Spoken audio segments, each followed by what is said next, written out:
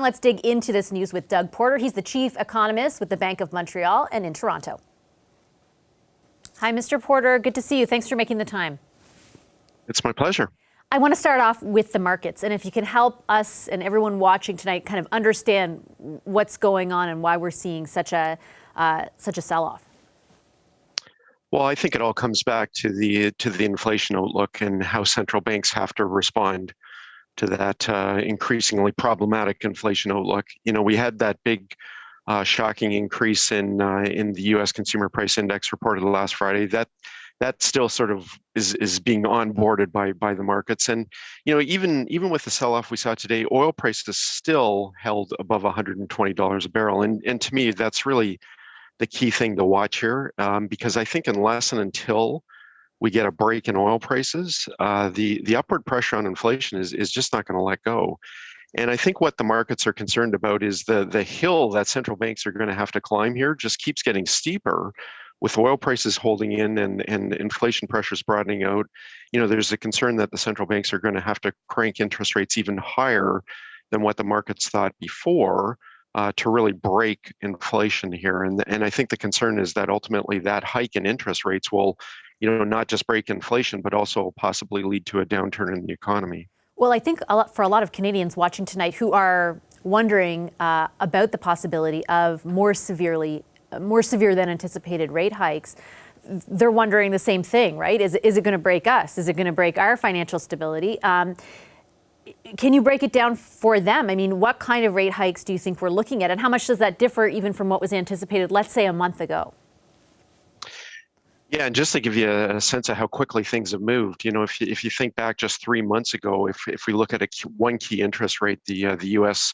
10-year bond, it was still in the 1% range. I mean, it still gripped a one handle. It was less than 2%. As we speak today, that key rate got above 3.4%. That is a huge move in a short period of time for very important interest rates, and that just gives a sense of how quickly the landscape has changed here. I do think that overall the Canadian economy has a few more positives going for it than some other economies, but there's no question that the rise in interest rates will chill the economy, and especially anything that's really driven by interest rates, and housing is the most obvious potential victim on that front. The one thing I would say is, you know, and the financial markets are giving us a sense of that today, is rates might not have to climb quite as high as some are warning ultimately, because, you know, basically we're seeing even the moderate increase in interest rates really begin to weigh on financial markets. So the weakness in financial markets will do some of the job for the central banks. In other words, the decline in equity markets that we're seeing, the decline in asset prices from everything from homes to cryptocurrency, that will weigh on sentiment and spending as well. Our view is that the Bank of Canada will still have to raise interest rates by about another 1.5% from what they've already done. So just to level set, the Bank of Canada's key interest rate right now is 1.5%. We see it rising to 3% in the months ahead. We think that may well be enough to really chill the economy and bring inflation to heel. Okay, I feel like people watching again will take some relief in hearing even that there may be a ceiling.